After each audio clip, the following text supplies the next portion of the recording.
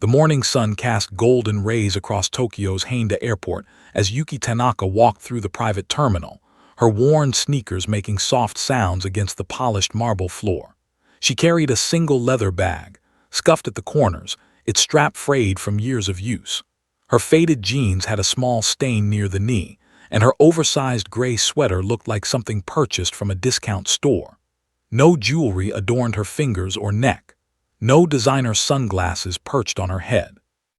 Her shoulder-length black hair was pulled into a simple ponytail, and her face bore no makeup except a touch of lip balm.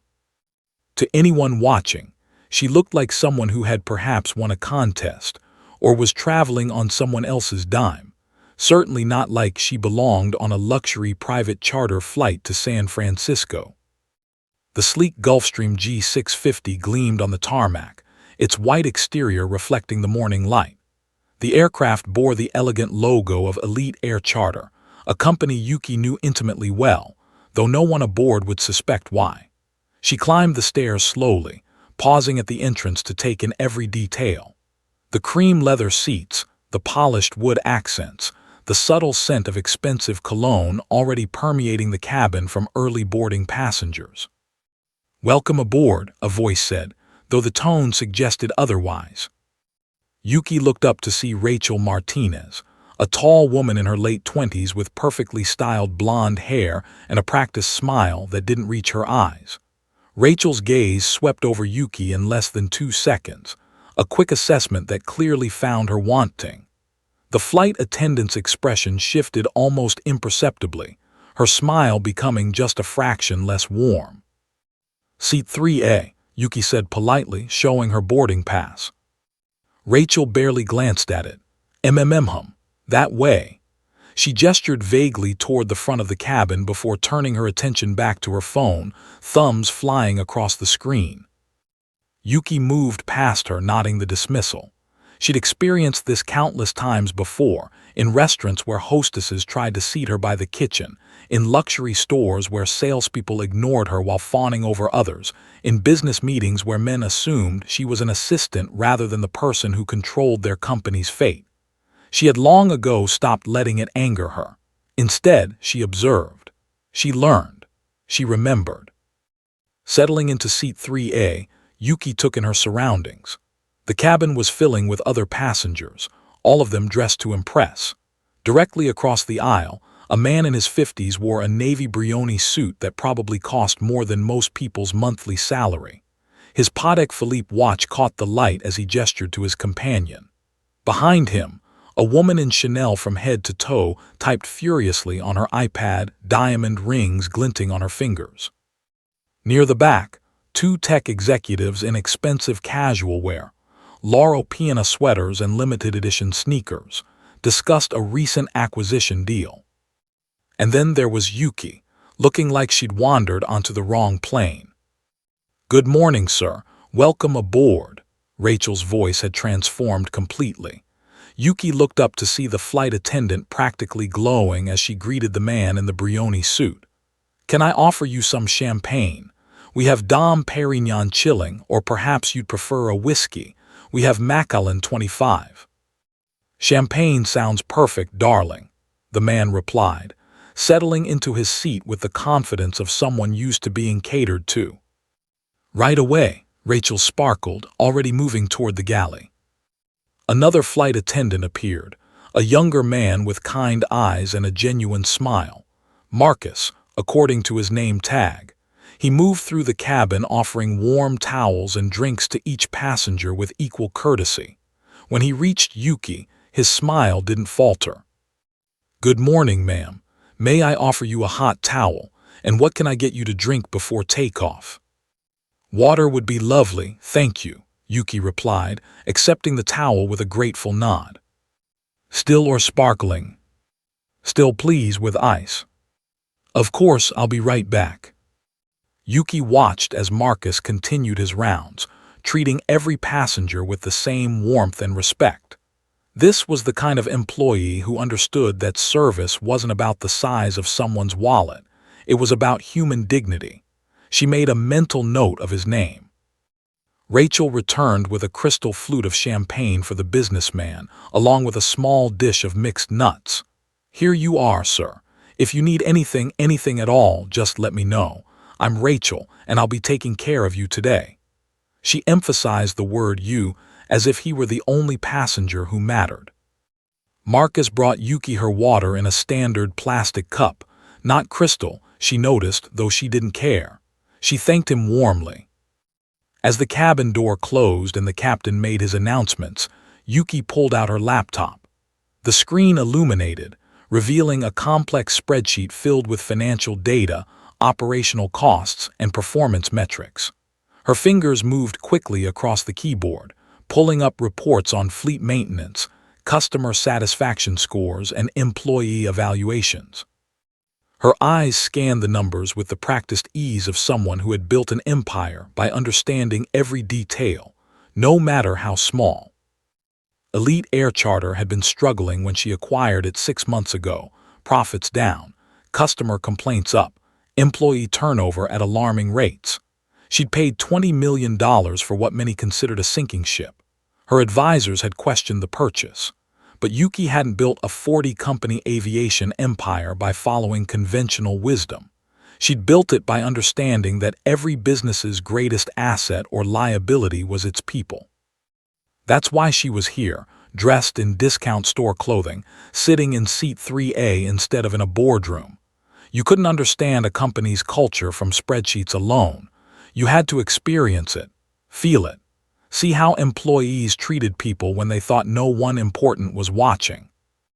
Rachel walked past, her phone still in hand, barely acknowledging Yuki's presence. She stopped at the businessman's seat again. "Is the temperature comfortable for you, sir? Too warm, too cold? I can adjust it." "It's perfect, sweetheart," he replied, not looking up from his own phone. Yuki continued typing, a slight smile playing at her lips. Her burned skin from a cigarette accident years ago had taught her that scars, both visible and invisible, revealed character. Today, she would see what kind of scars this company carried and whether they could heal. The engines roared to life, and the plane began to taxi. Yuki saved her work and looked out the window as Tokyo grew smaller beneath them. Somewhere in this aircraft was a story waiting to unfold, a lesson that would ripple through her entire organization. She just didn't know yet that the lesson would be delivered in scalding liquid and bitter words, or that it would change more than one life forever. The plane climbed into the clouds, carrying its passengers toward San Francisco, toward destiny, toward a moment that would remind everyone aboard that appearances can be devastatingly deceiving. The plane reached cruising altitude, and the seatbelt sign chimed off. Yuki shifted in her seat, feeling the cabin's temperature drop slightly as they climbed higher into the atmosphere. She glanced around, noticing other passengers were already being attended to, blankets draped over shoulders, pillows fluffed, drinks refreshed without even being asked. She waited a few moments, then pressed the call button above her seat. The soft ding echoed through the cabin. Rachel was in the galley, visible through the gap in the curtain, laughing at something on her phone. She glanced up at the illuminated call light above seat 3A, rolled her eyes, and deliberately turned back to her screen. 30 seconds passed, then a minute. Yuki pressed the button again. This time, Rachel sighed audibly, loud enough that the businessman across the aisle looked up. She pocketed her phone and walked toward Yuki with the enthusiasm of someone being forced to clean a public restroom. "Yes," the word came out flat, almost hostile. "I'm sorry to trouble you," Yuki said with genuine politeness, "but would it be possible to get a blanket? It's a bit cold." Rachel's eyes flickered over Yuki's discount store sweater with barely concealed disdain. "Blankets are for premium passengers only. This is a charter flight. Everyone pays the same, but we have limited supplies." The lie rolled off her tongue smoothly. Behind her, Yuki could clearly see a cabinet stocked with neatly folded cream-colored blankets. "I understand," Yuki replied calmly. "Thank you anyway." Rachel was already walking away before Yuki finished speaking. Marcus emerged from the forward galley carrying a tray of fresh coffee. He'd witnessed the exchange and his jaw tightened. He caught Rachel at the curtain. "We have plenty of blankets," he whispered urgently. "Why did you tell her?" "She's not a premium passenger, Marcus," Rachel interrupted, her voice low but sharp. "Look at her, probably flying on miles or got a discount code. The real clients deserve our attention." She gestured toward the well-dressed passengers. "They're the ones who'll tip, who'll request us on future flights, who'll write glowing reviews. That woman," she glanced back at Yuki dismissively, "she'll be forgotten by tomorrow." Marcus opened his mouth to argue, then closed it. He was new to Elite Air Charter, only 3 months in, and Rachel was senior crew. He'd already learned that challenging her led to hostile work environments and bad shift assignments. Instead, he did what he could within his power. "Ms. Tanaka," he said, approaching Yuki's seat with a warm smile, "may I offer you a blanket? I have several available." Yuki looked up from her laptop, where she was now reviewing employee complaint records. Marcus Chen's file showed 0 complaints, she noted, while Rachel Martinez's file had 3 formal complaints in the past year. All had been dismissed by the previous management. "That would be wonderful, thank you, Marcus." His eyes widened slightly. She'd used his name. Most passengers never bothered. He returned quickly with a plush blanket and a small pillow. "And please, let me know if you need anything else. Anything at all." "You're very kind," Yuki said, accepting them gratefully. 15 minutes later, Yuki's throat felt dry. She looked for Marcus, but he was busy in the rear cabin. Rachel was walking the aisle with a tray of beverages, stopping at each row with practiced efficiency. "More champagne, sir," Rachel cooed to the businessman. "Don't mind if I do." He held out his glass. Rachel moved to the woman in Chanel. "Ma'am, can I freshen that up? Or perhaps you'd like to try our sparkling water. It's Perrier with a hint of lime." "The sparkling water sounds divine." She continued down the aisle, her smile bright, her voice melodious. When she reached Yuki's row, the smile didn't exactly disappear. It just became plastic, forced. "Drink?" Rachel asked, not making eye contact. "Yes, please. Just water would be." "We're running low on still water. Sparkling okay." "Actually, still water would be preferable if." "I'll see what I can find." Rachel moved to the next row without waiting for a response. She served the tech executives behind Yuki first, offering them a full selection. "We have still water, sparkling water, juice, soda, coffee, tea, or I can make you something custom." Then she moved to the next row and the next. 10 minutes passed, no water came. Yuki said nothing. She simply observed, her trained eye catching every micro-expression, every subtle shift in Rachel's body language. This wasn't mere oversight or forgetfulness. This was deliberate. This was a pattern. The businessman across the aisle noticed too.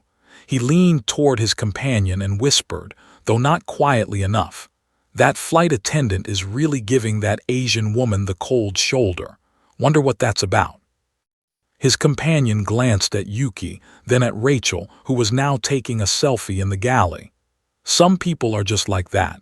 Judge a book by its cover." "Shame, the woman looks perfectly nice." Marcus finally appeared with a bottle of still water, unopened. "Ms. Tanaka, I apologize for the wait. Here's your water." He looked genuinely distressed by the delay. "Thank you, Marcus. You've been wonderful." He smiled, relieved, and moved on. Rachel watched this exchange from the galley, her expression souring. She turned to another flight attendant, Jennifer, who'd just come from the cockpit. "Why is Marcus being so attentive to 3A?" she muttered. "She's nobody." Jennifer, a veteran of 15 years, glanced at Yuki. Something about the woman's posture, the way she held herself with quiet dignity, made Jennifer pause. "How do you know she's nobody?" "Look at her clothes. Look at her bag. Probably never flew private before in her life." Maybe she just doesn't feel the need to prove anything, Jennifer said carefully. She'd learned long ago that the wealthiest people often dressed the most casually. The ones drowning in designer logos were usually the ones still trying to convince the world and themselves of their worth. Whatever, Rachel dismissed, returning to her phone. An hour into the flight, a call button chimed from seat 1C, the woman in Chanel. Rachel practically sprinted from the galley. "Yes, ma'am. What can I do for you?" "Could I have another pillow, darling? My neck is just killing me."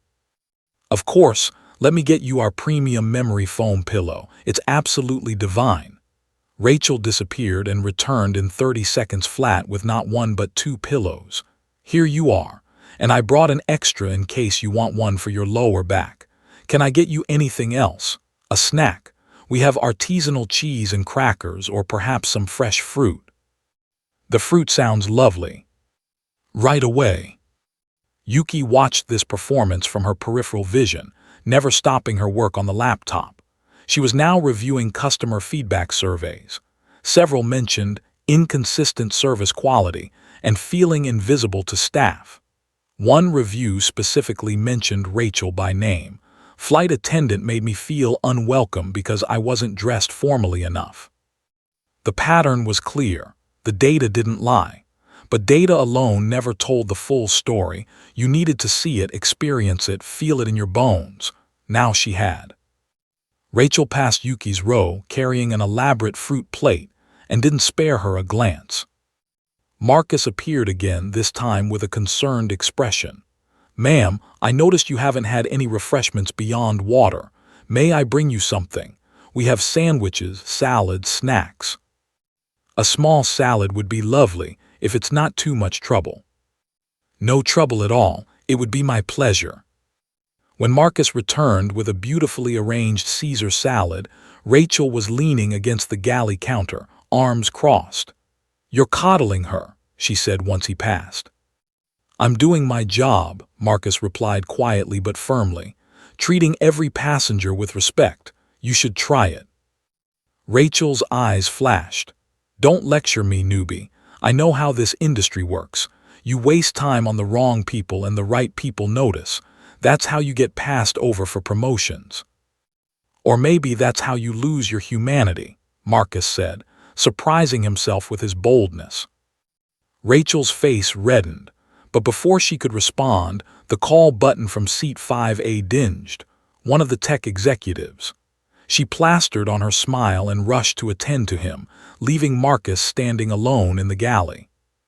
He glanced toward Yuki, who was typing on her laptop, seemingly oblivious to the drama around her. But something in the set of her shoulders, the slight curve of her lips, suggested she was far more aware than she appeared.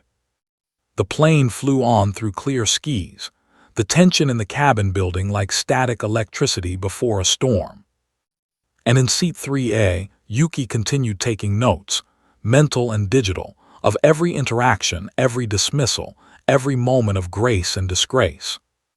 The coffee incident was still hours away, but the stage was being set, the characters revealing themselves with every choice. 3 hours into the flight, the cabin had settled into a comfortable rhythm.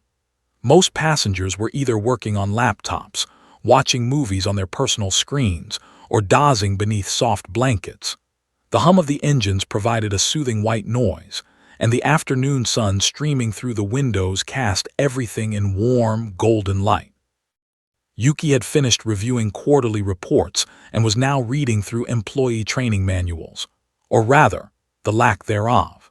Elite Air Charter's training program, she discovered, consisted of a single 3-day orientation focused primarily on safety protocols and beverage service. Nothing about cultural sensitivity. Nothing about treating all passengers with equal dignity. Nothing about the core values that should define a luxury service brand. She made another note in her private file. This would need to change. Rachel emerged from the galley pushing the beverage cart, its wheels squeaking slightly against the cabin floor. She'd been on her phone for the past 20 minutes, scrolling through Instagram and responding to messages. Her attention was divided, her mind clearly elsewhere. Jennifer had asked her twice to help with meal prep, and both times Rachel had waved her off with a dismissive, "in a minute." Now, with the cart in front of her, Rachel moved down the aisle with mechanical efficiency. She knew the routine by heart, had done it hundreds of times. She could practically do it with her eyes closed, which was almost what she was doing as her gaze kept drifting back to her phone, balanced precariously on the top tier of the cart. "Coffee, sir?" she asked the businessman, not looking up. "Please, black, 2 sugars." Rachel prepared it with one hand, the other hovering near her phone as a notification lit up the screen. A message from her friend, still on that boring flight. She smiled, quickly typing back with her thumb, "So boring, can't wait to land." "Ma'am, anything to drink?" she asked the woman in Chanel, her eyes still on her phone screen. "Herbal tea, please, chamomile if you have it." "Coming up." Rachel moved mechanically, pouring, stirring, serving. The cart rolled to the tech executives. "Gentlemen." "Espresso for me," one said. "Same," the other added. She prepared both drinks, handed them over, and continued down the aisle. Her phone buzzed again. She glanced at it, another message, this one more interesting. Her fingers moved toward the screen. Then she reached row 3. Yuki looked up from her laptop as the cart stopped beside her. She'd been expecting this moment, though not what would come with it. "Would you like anything?" Rachel's tone was perfunctory, bored. She was already reaching for her phone again. "Yes, please, green tea if you have it." Rachel sighed, actually sighed, as if the request was an enormous inconvenience. "We have regular tea." "Green tea would be preferable, but regular is fine if." "I said we have regular tea." Rachel grabbed a tea bag from the cart without checking the label, dropped it into a white ceramic cup, and poured hot water from the thermal carafe. The water was nearly boiling, perfect for steeping tea, dangerous for spilling. She didn't wait for it to steep, didn't ask if Yuki wanted sugar or honey, didn't place it on a proper tray with a napkin and spoon like she'd done for the other passengers.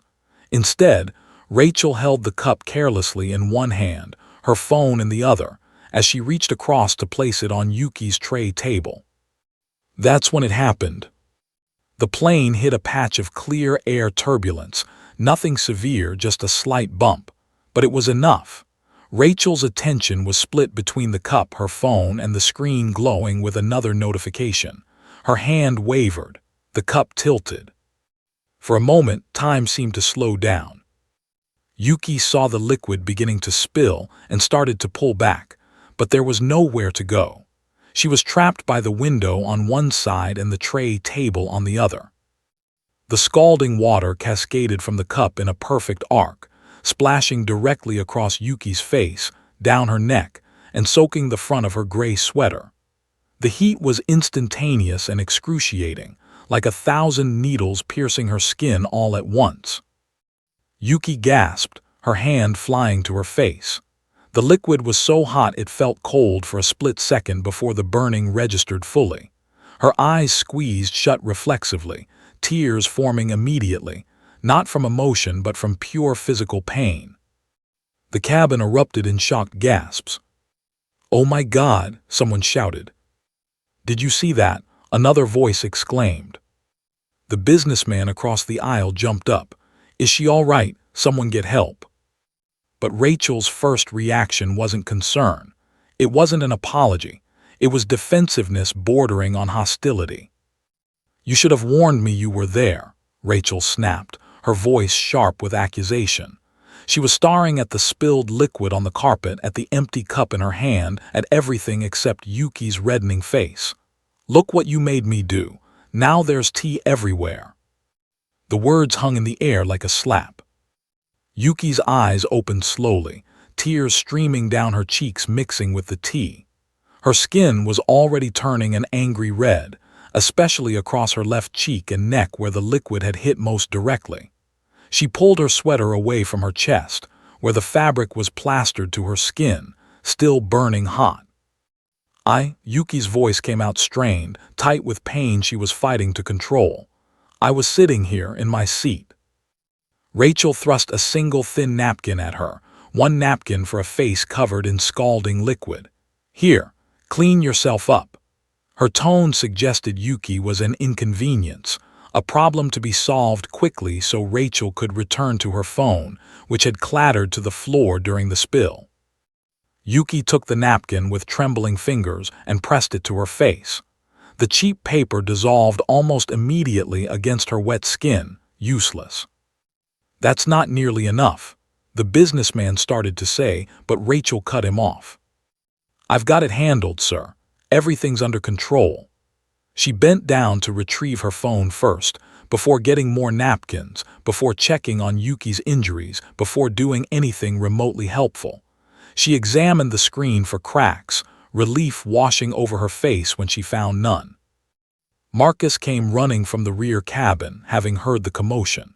His eyes widened in horror when he saw Yuki's face, red and already beginning to swell slightly, tears streaming down, her expression tight with pain she was clearly trying to mask.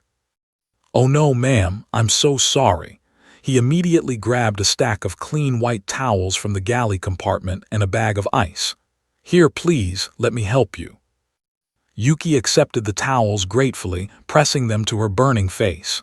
"Thank you," she whispered, her voice barely audible. Marcus shot Rachel a look of pure disbelief.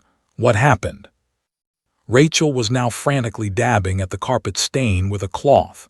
"She moved suddenly when I was serving her. The tea spilled. Accidents happen." The way she said it made it sound like Yuki had deliberately caused the incident. "Accidents happen," Marcus repeated incredulously. "She's injured, you need to apologize and—" "I don't apologize for passenger clumsiness," Rachel interrupted, not looking up from the carpet.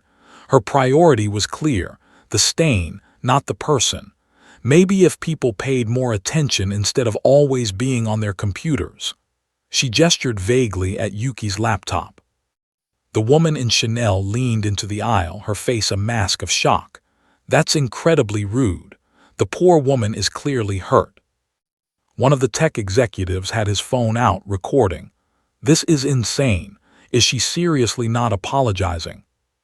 Rachel finally stood up, her face flushed, though whether from embarrassment or anger was unclear. "Look, I have other passengers to serve. She has towels. She's fine."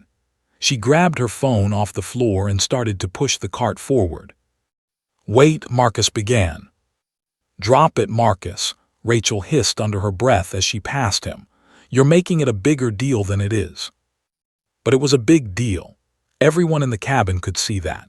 Yuki sat with ice-filled towels pressed to her face, her skin visibly burned, her sweater soaked and ruined. Her laptop was splashed with tea, the keyboard glistening with liquid.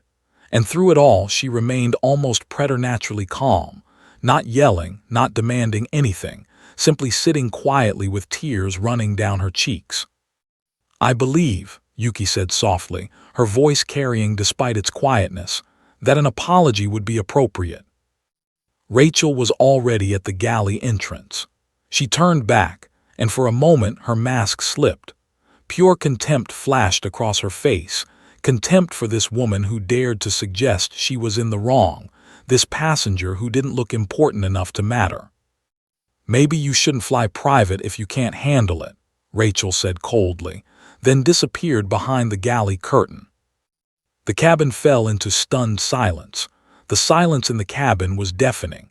Even the hum of the engine seemed muted as passengers sat frozen, processing what they'd just witnessed. Several had their phones out now, recording or typing furiously. The businessman across the aisle looked like he wanted to march to the cockpit and report what had happened immediately.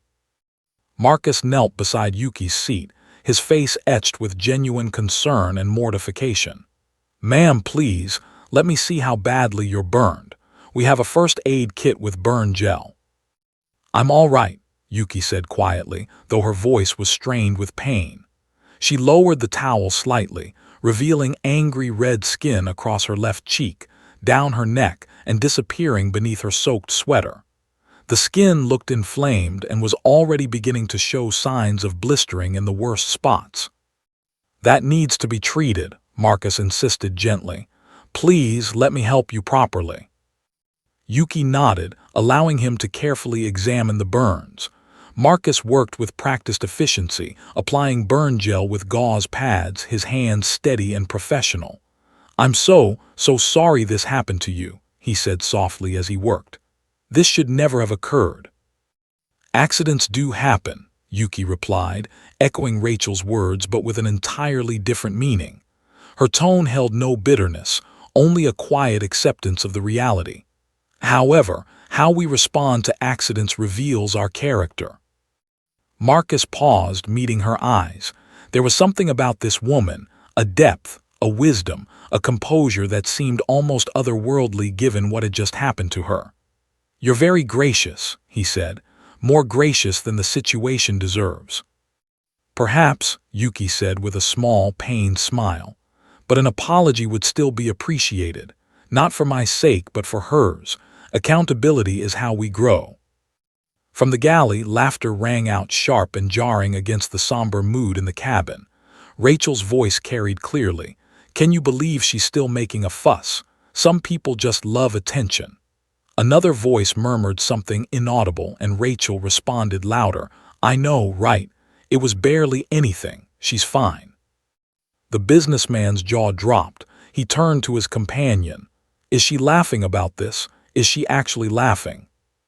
Marcus closed his eyes briefly, a flash of anger crossing his usually kind face. Excuse me for one moment, he said to Yuki, standing up.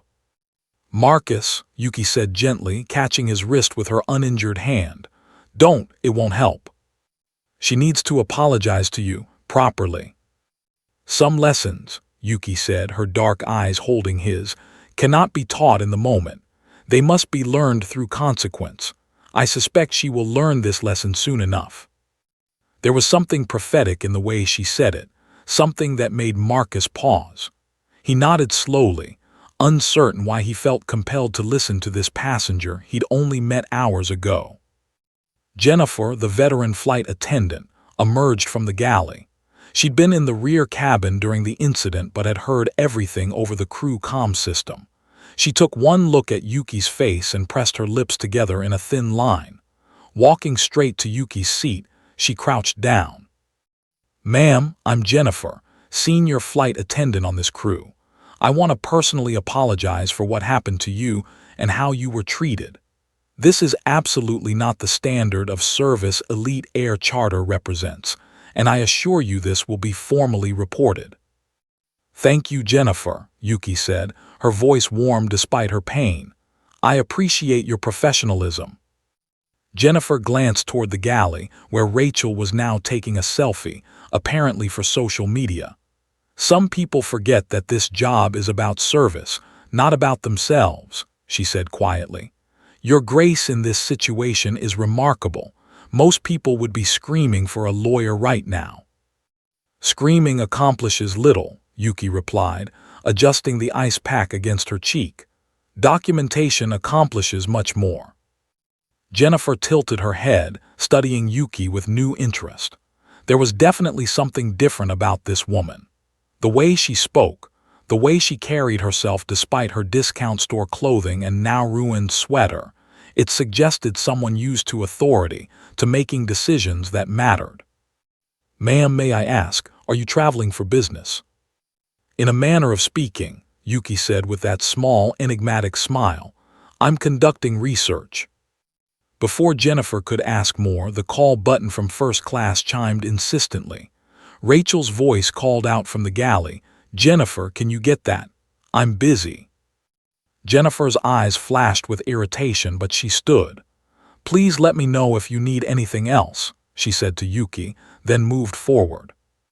Marcus remained nearby, unable to shake his concern. He watched as Yuki carefully reopened her laptop, dabbing at the keyboard with a dry towel. Miraculously, the computer still worked. She began typing one-handed, the other holding ice to her face. What are you working on? Marcus asked, more to distract her from the pain than from genuine curiosity. Performance reviews, Yuki said simply. For your company. Something like that. Her fingers moved across the keyboard with practiced precision. Marcus couldn't see the screen, but Yuki was documenting everything. The time, the incident, Rachel's exact words, witness statements she'd overheard. She attached photos from her phone of her injuries, taken discreetly in selfie mode. Every detail was being recorded in a file labeled Elite Air Charter Flight 847 Service Evaluation. The woman in Chanel unbuckled and walked back to Yuki's row. "Excuse me, dear, but are you all right? That looked terribly painful. I'm Diane, and I just wanted you to know that several of us recorded what happened. If you need witnesses for any kind of complaint or legal action, I'm happy to provide a statement." "That's very kind of you, Diane," Yuki said. "Thank you."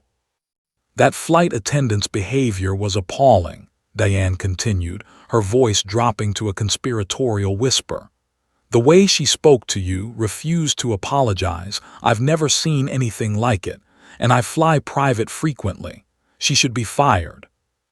"Perhaps," Yuki said noncommittally. One of the tech executives leaned over his seat.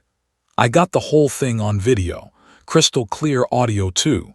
If you want a copy, I'm happy to airdrop it to you." "I appreciate that," Yuki said, "though I think the situation is well documented." More passengers were speaking up now, a murmur of discontent spreading through the cabin. The incident had united them in shared outrage. Even those who had barely noticed Yuki before were now vocal in their support and criticism of Rachel's behavior. From the galley, Rachel remained oblivious, or chose to be. She was leaning against the counter, scrolling through her phone, occasionally laughing at something on her screen. At one point, she glanced toward Yuki's seat and caught several passengers staring at her. She rolled her eyes and turned away. "Unbelievable," the businessman muttered. "Absolutely unbelievable." Marcus brought Yuki a fresh cold compress and a bottle of water. "How's the pain?" he asked gently. "Manageable," Yuki said, though her reddened skin told a different story. The burn covered a significant area, her cheek, jaw, neck, and chest. The skin was angry and inflamed, and small blisters were forming along her jawline. This wasn't a minor injury. This was serious enough to require medical attention upon landing. "We'll be landing in about 90 minutes, Marcus said. "We should have paramedics meet the plane." "That won't be necessary," Yuki interrupted gently. "I'll seek medical attention on my own, but I would like to ensure that a formal incident report is filed with the airline." "Absolutely. Jennifer is already working on it. And ma'am, if I may say so, your composure is extraordinary. Most people would be furious." "Fury clouds judgment," Yuki said, her eyes drifting back to her laptop screen. "Clarity serves better." Rachel emerged from the galley with her phone in hand, walking toward the rear cabin bathroom. She had to pass Yuki's row. As she did, she didn't apologize, didn't even glance at the injured woman. Instead, she kept her eyes straight ahead, her expression one of practiced indifference mixed with barely concealed annoyance. But Yuki watched her pass with eyes that missed nothing. Eyes that had built an aviation empire by understanding exactly who to trust and who to remove. Eyes that had seen this pattern before in failing companies. Employees who believed their comfort mattered more than customer dignity, who had forgotten that service was a privilege, not a burden. Rachel disappeared into the bathroom, and Yuki returned to her documentation. She added another note. "Employee demonstrates no remorse or awareness of severity of incident. Pattern of behavior suggests deep-rooted attitude problem, not isolated error in judgment." The plane flew onward toward San Francisco, the Pacific Ocean glittering far below. In seat 3A, a burned woman typed quietly, her face hidden behind ice packs and gauze. In the galley, a flight attendant checked her makeup, completely unaware that her career had ended the moment scalding tea met delicate skin. Grace and disgrace, side by side at 35,000 feet. And the reckoning was still hours away. The Gulfstream G650 began its descent into San Francisco International Airport as the sun hung low on the horizon, painting the sky in brilliant shades of orange and pink. Inside the cabin, passengers stirred from their rest, closing laptops, adjusting seats to upright positions, and preparing for landing. The usual pre-arrival energy filled the air, a mixture of relief and anticipation. Yuki sat quietly in seat 3A, her face still bearing the angry red marks from the scalding tea. Despite Marcus's attentive care throughout the remainder of the flight, the burns were clearly visible and painful. She'd refused additional pain medication, maintaining her composed demeanor even as her skin throbbed.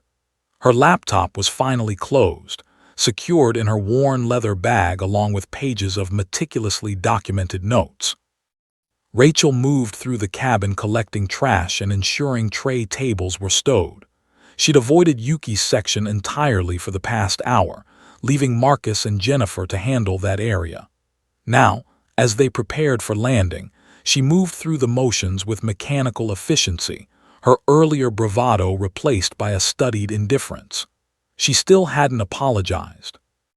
"Ladies and gentlemen, this is Captain Morrison speaking," the intercom crackled to life. "We're beginning our final descent into San Francisco. Weather is clear, temperature is 62 degrees, and we should be on the ground in approximately 12 minutes. Flight attendants, please prepare the cabin for arrival." Marcus secured the galley, double-checking that everything was properly stowed.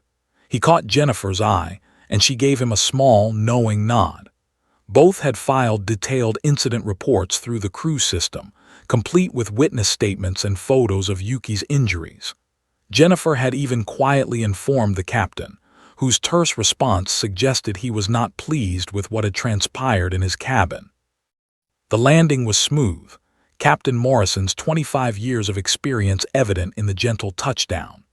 The engines roared into reverse thrust, and the plane slowed, eventually turning off the runway toward the private terminal. Through the windows, passengers could see the familiar sight of San Francisco's skyline in the distance, the Golden Gate Bridge barely visible through the coastal haze. Rachel stood at her position near the forward door, phone in hand, already thinking about her evening plans. She'd shower change, meet her friends for dinner in the Marina District, and forget about this tedious flight.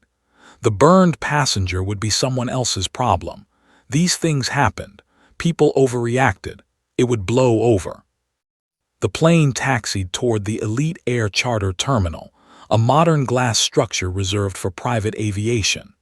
But instead of parking at the usual spot, Captain Morrison maneuvered toward a different area, a more exclusive section where the largest private jets docked, where ground crews wore special badges and security was visibly tighter. "That's odd," Jennifer murmured, noticing the change in routine. The plane came to a complete stop, and the seatbelt sign chimed off. Passengers began reaching for their belongings, eager to disembark after the long flight. Rachel moved to open the cabin door, but the intercom crackled again. "Ladies and gentlemen, this is Captain Morrison once more." His voice carried an unusual tone, formal, almost ceremonial. "Before we begin our normal deplaning procedures, I need to ask everyone to please remain seated for just a few moments. We have a special guest aboard today who requires a modified deplaning protocol. Thank you for your patience and cooperation." Confused murmurs rippled through the cabin. "Special guest," the businessman whispered to his companion. "What's that about?" Rachel frowned, her hand still on the door lever. She caught Jennifer's eye, but the senior flight attendant looked equally puzzled, though there was something else in her expression. Anticipation, perhaps, or was it satisfaction? Through the window, passengers could see activity outside.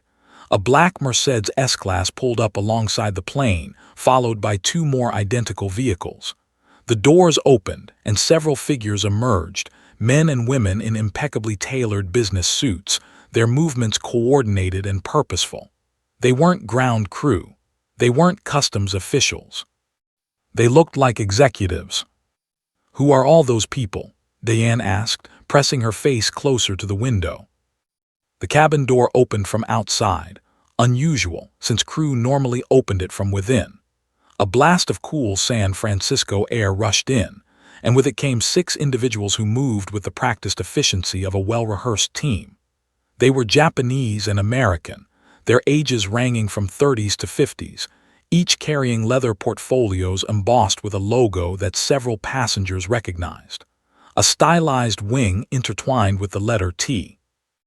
Tanaka Global Aviation. The lead executive, a distinguished Japanese man in his early 50s with silver-streaked hair and glasses, stepped into the cabin. His eyes swept the passengers once before landing unmistakably on seat 3A. His entire demeanor shifted. His posture straightened further, and he bowed deeply from the waist. "Tanaka-sama," he said in Japanese, his voice filled with profound respect. "San Francisco iyakoso, gonzen du irashimashita ka." "Welcome to San Francisco, Ms. Tanaka. Did you arrive safely?" Every head in the cabin swiveled toward seat 3A. Yuki Tanaka rose slowly from her seat, and as she did, something fundamental shifted in the cabin's atmosphere. The quiet, unassuming passenger in discount clothing suddenly carried herself with unmistakable authority. She inclined her head gracefully to the executive, acknowledging his bow. "Kenji-san," she replied in Japanese, her voice clear and commanding despite the injuries to her face. "Arigatou gozaimasu, hijo ni ueki na furedo desu hita." "Thank you, Kenji-san. It was a very informative flight." The way she emphasized informative sent a chill through the cabin. Rachel's face had gone completely white. The phone slipped from her hand, clattering on the floor. The executive Kenji continued in English, clearly for the benefit of everyone present. "Ms. Tanaka, we trust your inspection flight provided valuable insights into our operations. The full executive team is assembled and ready for your debrief." His eyes flickered briefly to her burned face, and his expression darkened almost imperceptibly. "We were concerned to hear there was an incident during the flight." "Wait," the tech executive behind Yuki said loudly, his phone still in his hand. "Tanaka, as in the Yuki Tanaka." His partner's eyes went wide. "Oh my God, Tanaka Global Aviation, she owns 47 airlines worldwide," Diane breathed, her hand flying to her mouth. "Including this one. Elite Air Charter is part of the Tanaka portfolio.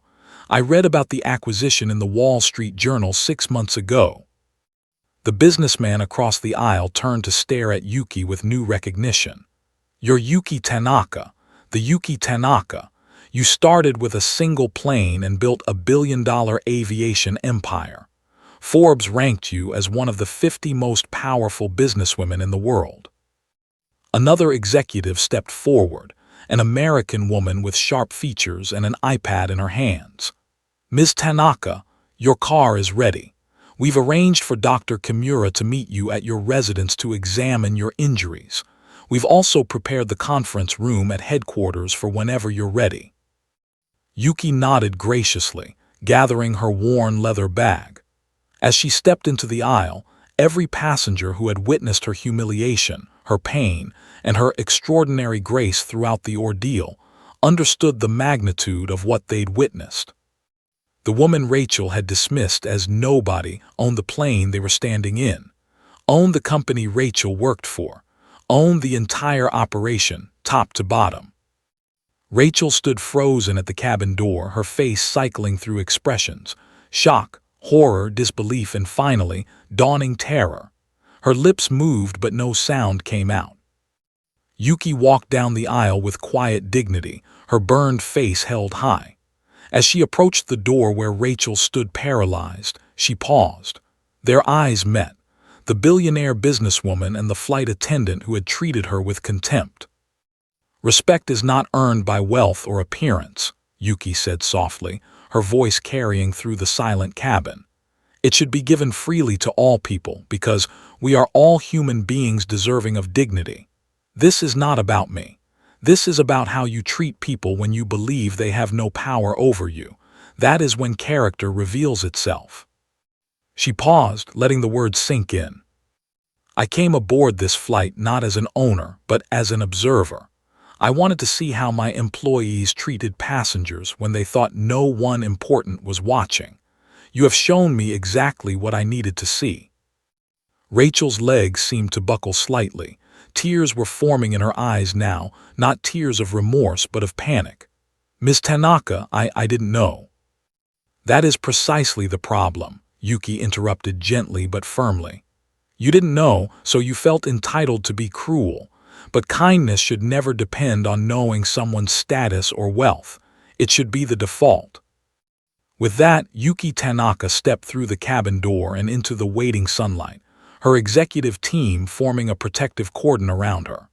The last thing Rachel saw was Yuki being helped into the Mercedes, the door closing with a soft, expensive click.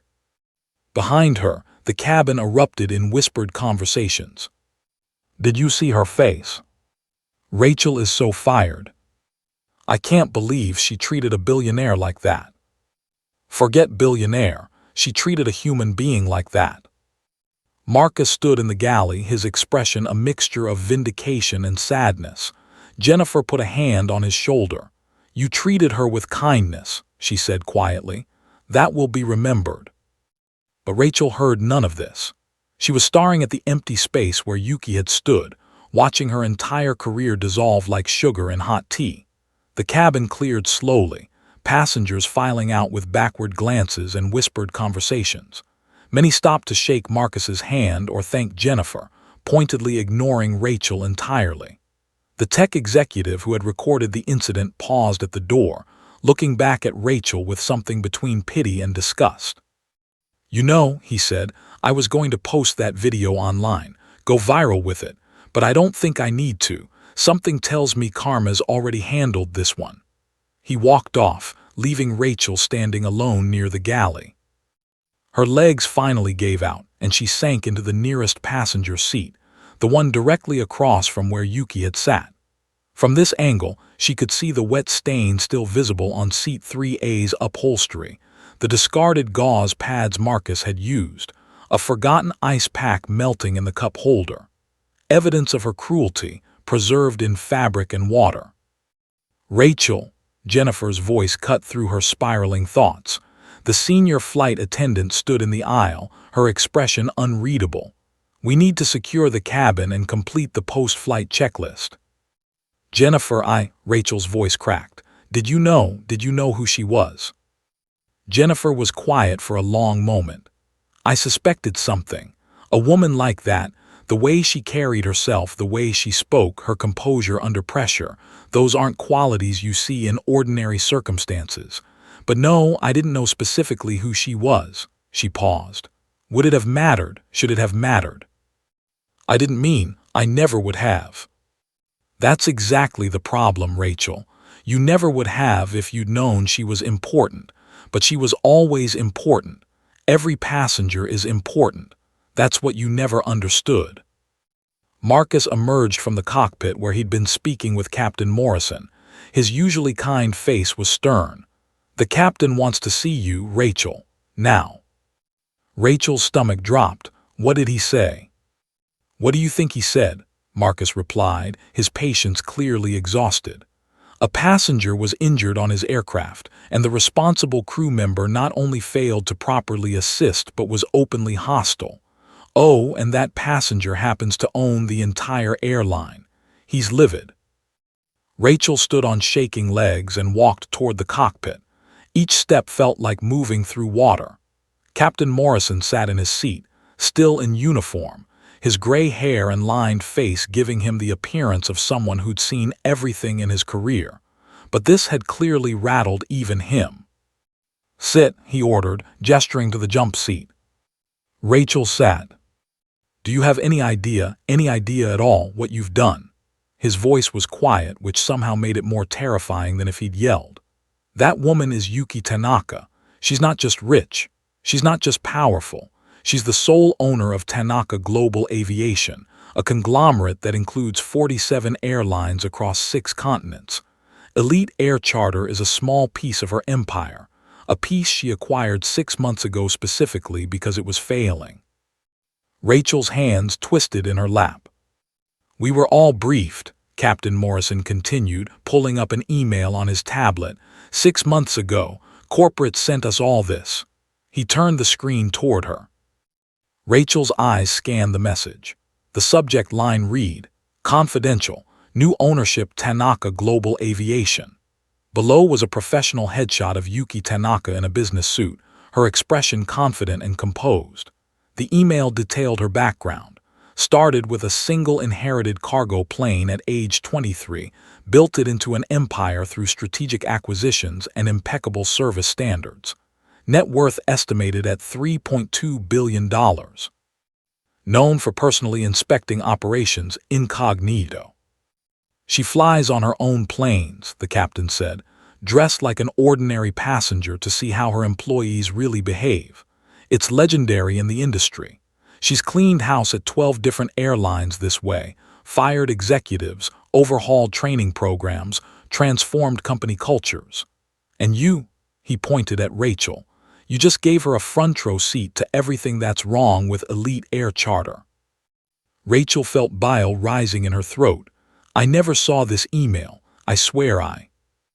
You didn't read it because you don't take your job seriously, Captain Morrison interrupted. You're too busy on your phone, too busy judging passengers by their clothes, too busy thinking you're better than the people you're supposed to serve. Captain, please, if I could just apologize to her. Apologize, he laughed bitterly.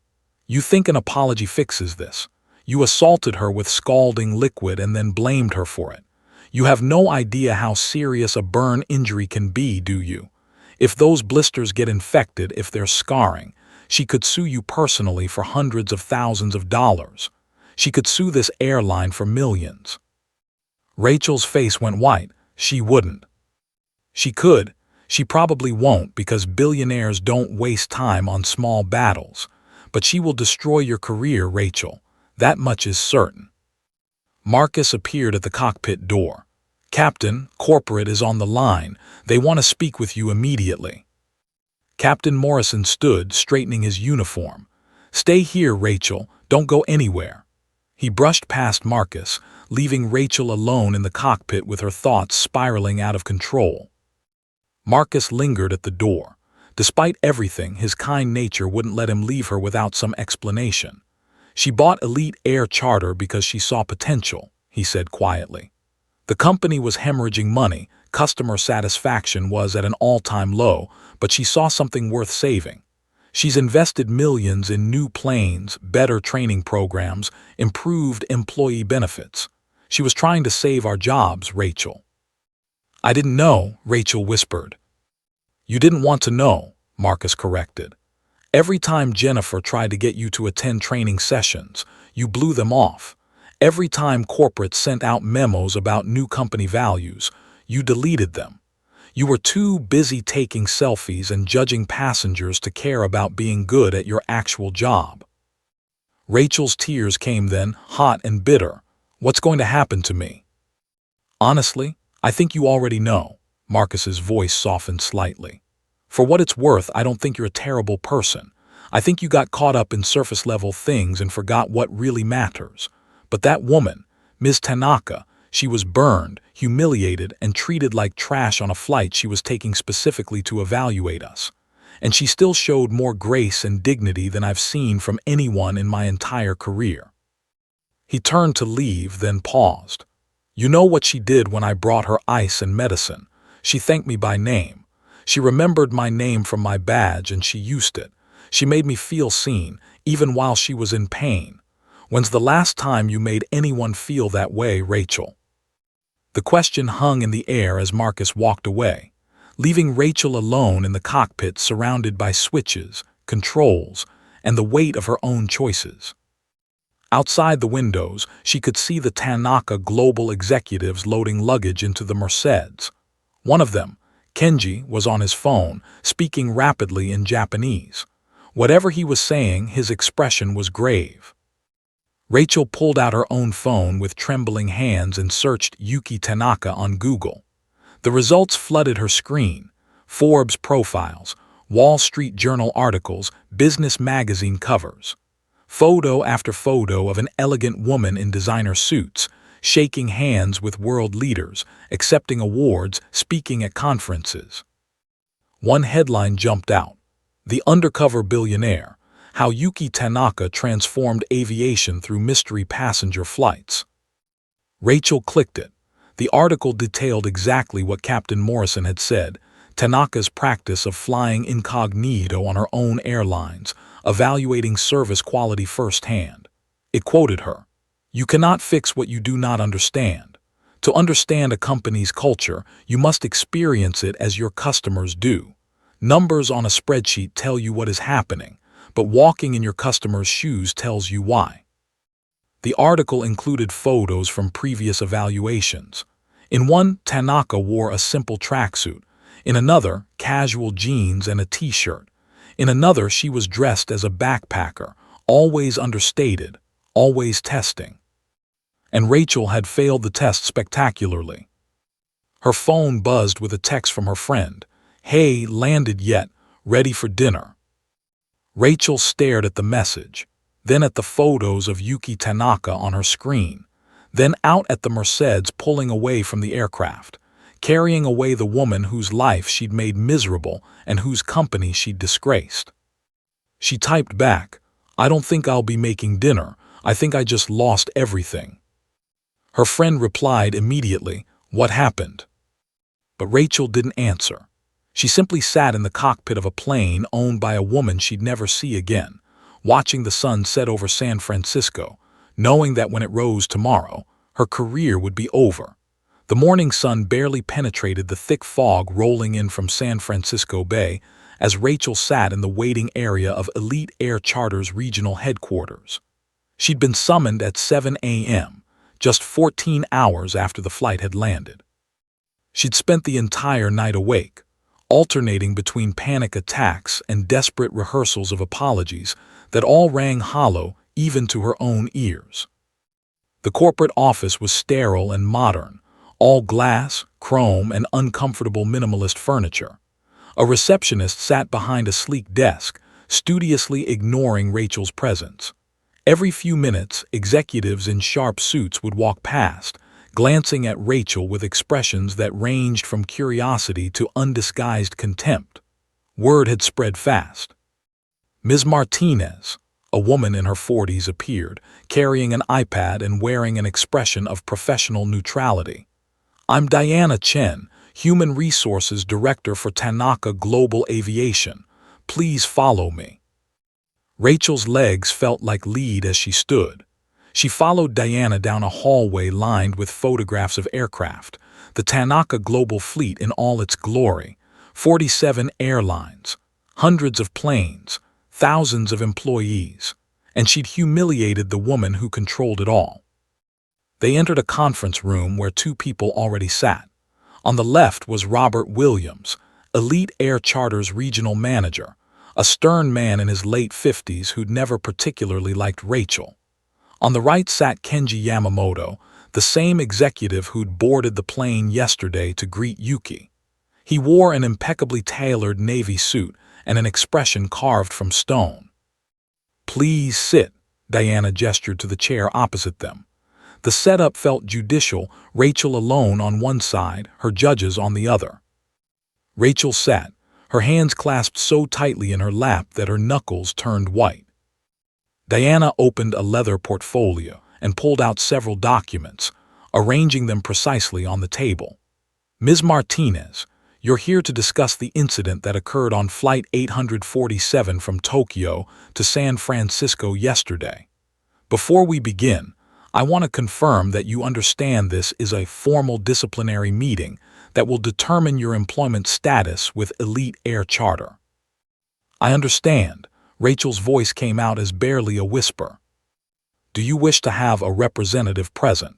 You have the right to union representation if—" "No," Rachel interrupted. I want to explain, I want to apologize." Kenji spoke for the first time, his English perfect but accented. "We will hear what you have to say, but first, let us review the facts." He nodded to Diana, who tapped her iPad. A large screen on the wall illuminated, and Rachel's stomach dropped. It was video footage, crystal clear color with audio from the cabin security camera. She watched herself move through the cabin with the beverage cart, saw herself texting on her phone, witnessed the moment she spilled the scalding tea on Yuki's face.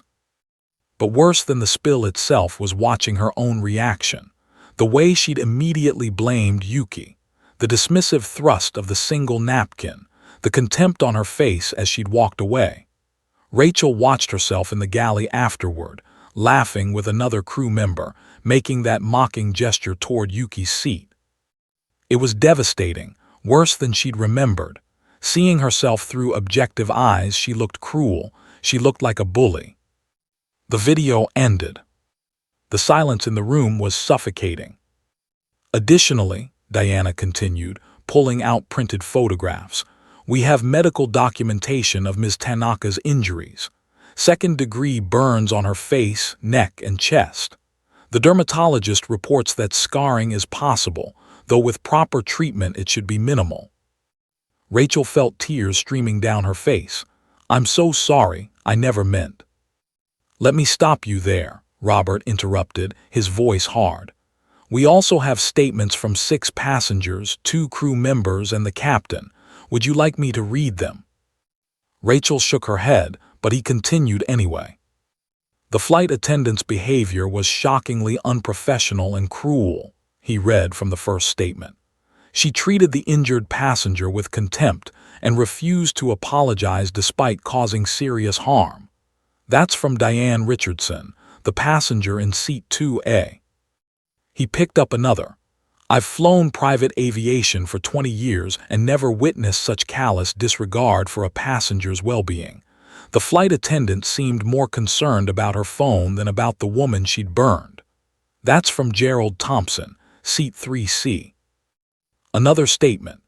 Rachel Martinez demonstrated a pattern of discriminatory behavior throughout the flight, treating passengers differently based on their appearance and apparent wealth. The tea incident was the culmination of hours of dismissive, hostile conduct. Rachel's sobs were audible now. Please, I know I made a mistake. A mistake, Kenji's voice cut like a blade. A mistake is serving the wrong beverage. A mistake is forgetting a pillow.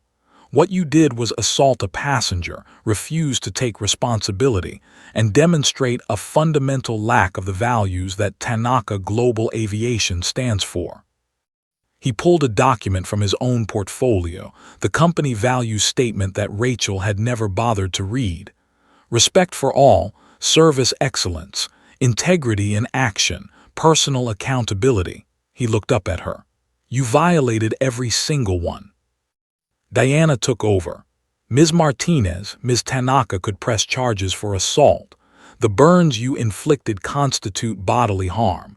She could sue you personally for medical expenses, pain and suffering, and emotional distress. Do you understand that? Rachel's voice broke. Is she going to? No, Kenji said simply. Ms. Tanaka has declined to pursue legal action. Do you know why? Rachel shook her head.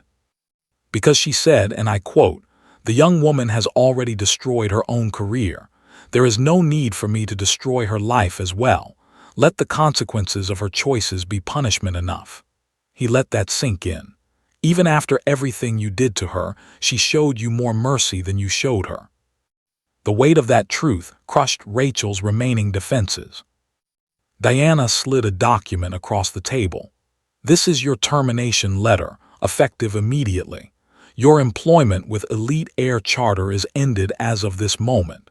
You will receive 2 weeks severance pay as per your contract, but that is the extent of our obligation.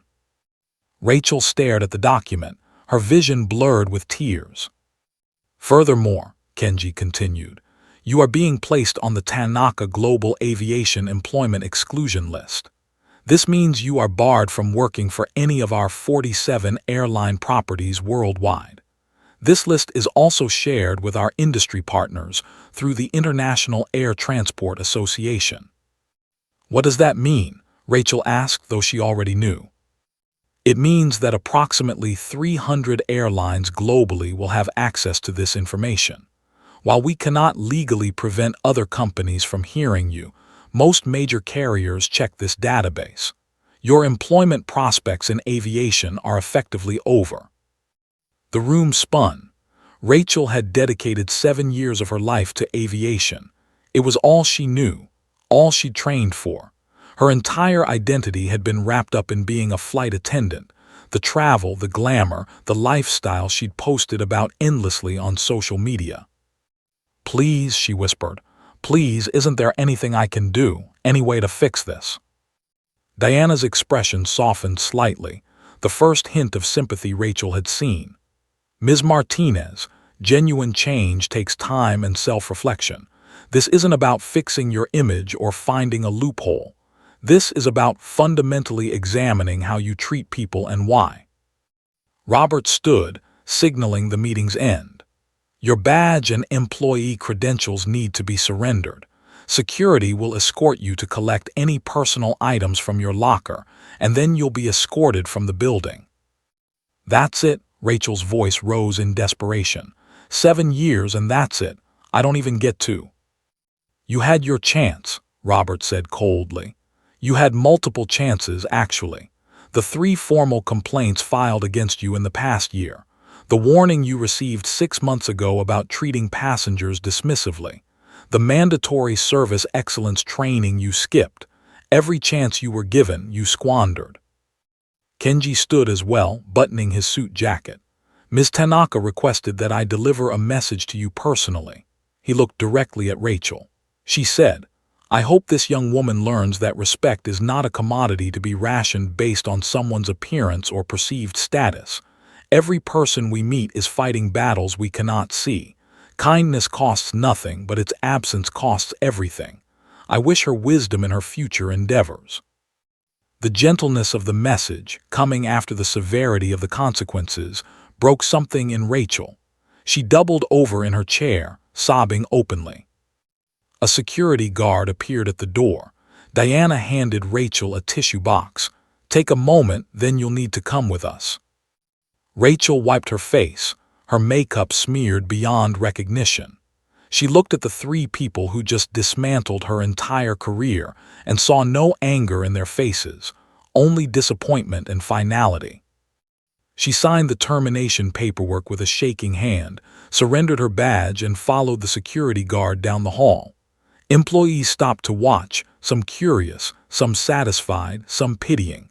Rachel kept her eyes on the floor. At her locker, she gathered her belongings. An extra uniform she'd never wear again, cosmetics, a pair of shoes, photos of friends on exotic layovers, memories of a life that had just ended. The security guard walked her to her car in silence. As Rachel sat behind the wheel, unable to start the engine, she pulled out her phone one last time. She opened Instagram, where just yesterday morning she'd posted a selfie with the caption, "Another day, another airplane flight attendant life living the dream elitaire charter." The comments were already brutal. Someone had leaked the story. "Is this the flight attendant who burned that lady? You should be ashamed of yourself. Karma is real." Rachel deleted the app, turned off her phone, and finally allowed herself to fall completely apart in the privacy of her car, in the parking lot of a company she no longer worked for, watching the fog slowly lift over San Francisco Bay. 6 months had passed since that devastating day in the conference room. 6 months of rejection emails, dwindling savings, and the slow, painful process of rebuilding a shattered identity. Rachel stood behind the counter of Sky Cafe, a modest coffee shop in the regional airport terminal in Sacramento, about 90 miles from San Francisco. It wasn't glamorous. It wasn't private jets and exotic destinations. It was early mornings, sore feet, and the smell of reheated pastries. But it was honest work, and after months of unemployment, Rachel had been grateful just to be hired. Her manager, Tom, a retired airline mechanic in his 60s, had taken a chance on her despite the gap in her resume. "Everyone deserves a second chance," he'd said during the interview. "But you only get one with me. Understand?" Rachel had understood. The morning rush was winding down. Rachel wiped down the espresso machine, her movements practiced and efficient.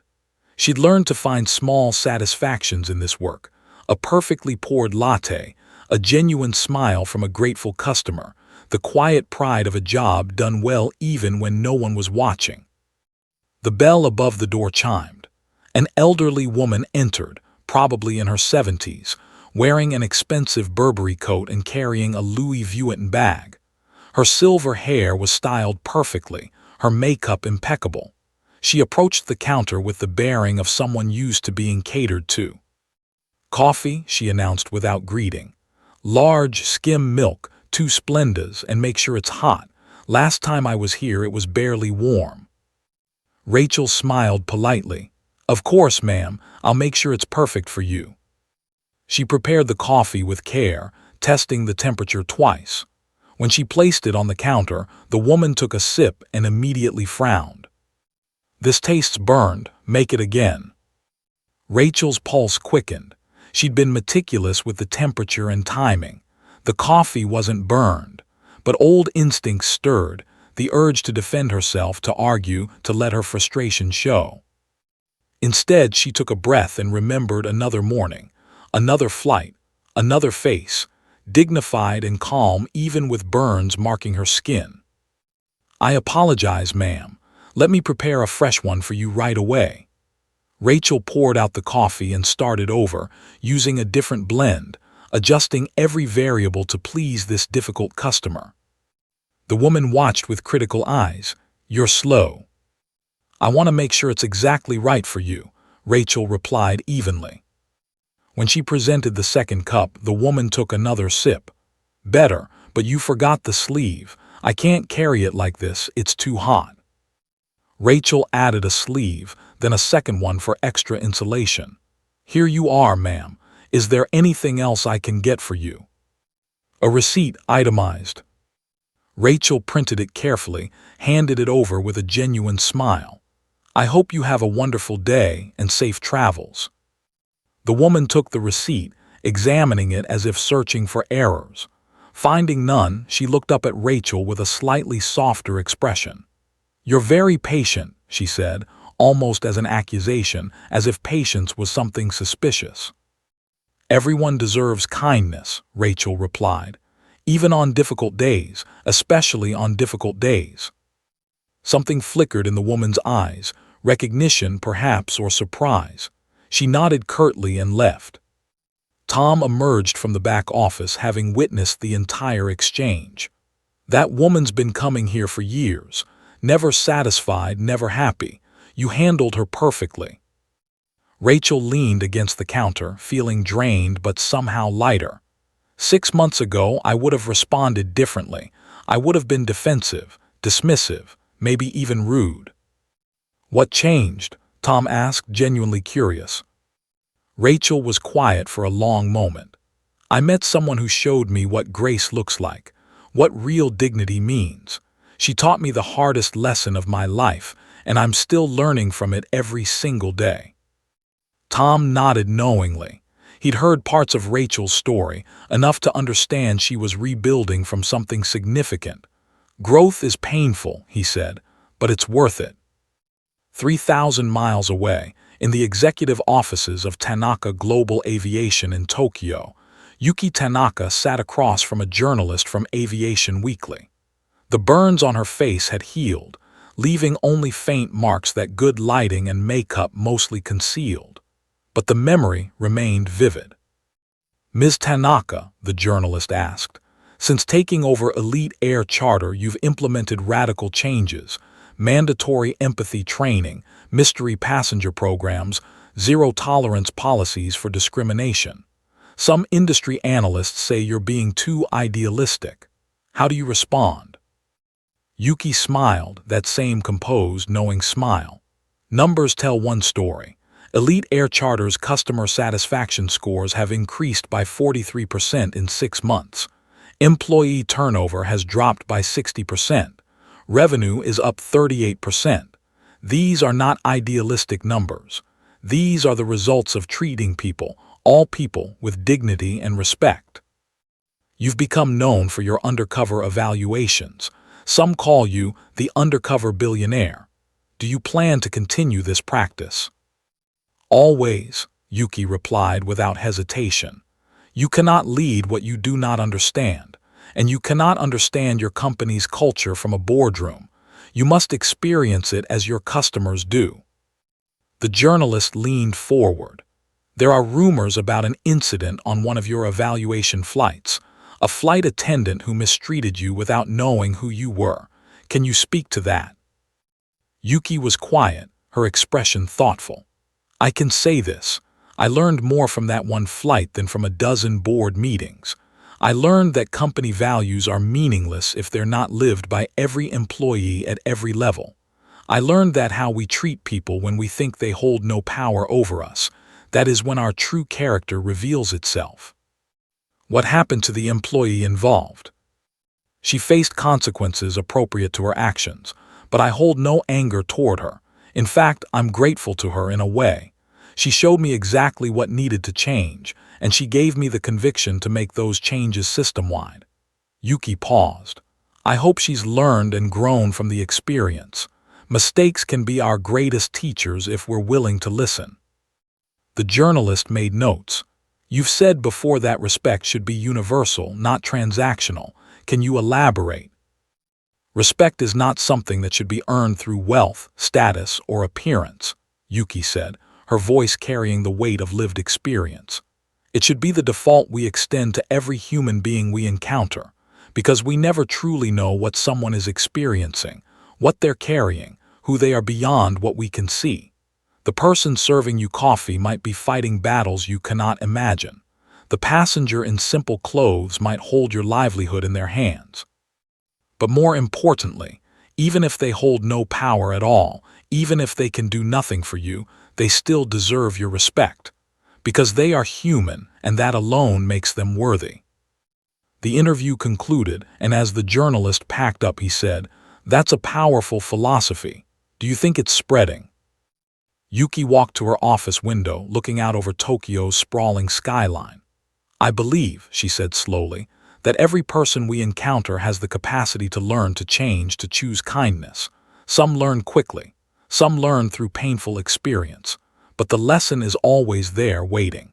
And once you truly understand it, once you feel in your bones that every human being deserves dignity, you can never unsee it. You carry it forward in every interaction, every day.